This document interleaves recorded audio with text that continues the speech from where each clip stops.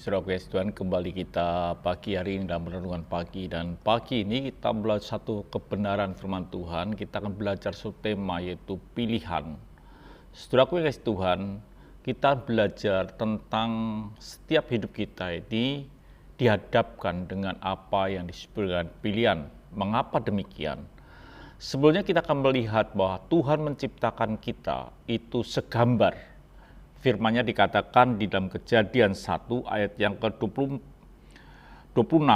Berfirman Allah, baiklah kita menjadikan manusia menurut gambar dan rupa kita, supaya mereka berkuasa atas ikan-ikan di laut dan burung-burung di udara, dan atas ternak dan atas seluruh bumi, dan atas segala binatang melata yang merayap di bumi. Jadi Tuhan menciptakan kita ini bukan seperti orang menciptakan robot, di mana mereka tidak bisa memiliki yang disebut dengan free will, kehendak bebas.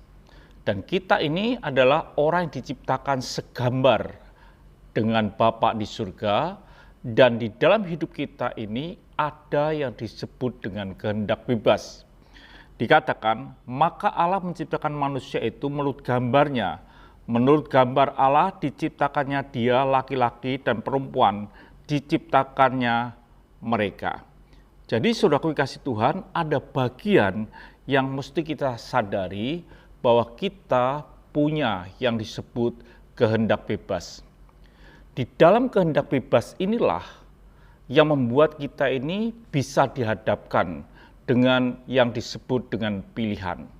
Kalau kita tidak punya kehendak bebas, maka kita akan berjalan menurut aturan atau yang Tuhan kehendaki. Kita tidak bisa melawan, kita berjalan seperti robot. Tetapi kita tidak diciptakan seperti robot. Kita diciptakan segambar dengan Bapa di surga. Di dalam hidup kita ada yang disebut dengan kehendak bebas. Dan kehendak bebas ini, free will inilah yang membuat saudara dan saya bisa menentukan pilihan. Kita punya kebebasan, bisa memilih ke kanan atau ke kiri, bisa memilih putih atau hitam, bisa memilih kehendak Tuhan atau bukan, atau artinya bahwa kita bisa taat atau kita tidak bisa taat, atau kita tidak mau taat. Jadi saudara kasih Tuhan, kalau kita dikatakan hal hidup kita ini dihadapkan dengan pilihan-pilihan, artinya karena kita ini bisa memilih. Di dalam hidup kita ada yang disebut dengan kehendak bebas. Jadi saudara kasih Tuhan, dikatakan dalam firman Tuhan dalam Kejadian 2, Tuhan Allah mengambil manusia dan menempatkan dalam Taman Eden untuk mengusahakan dan memelihara. Manusia diletakkan di Taman Eden untuk mengusahakan dan memelihara.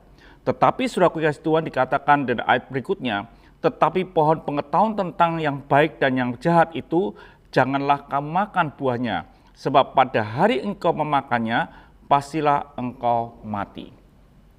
Ini artinya bahwa ada satu perintah, ada satu hukum yang dihadapkan oleh manusia, di mana manusia bisa memilih, mau memakan atau tidak, mau mengambil atau tidak.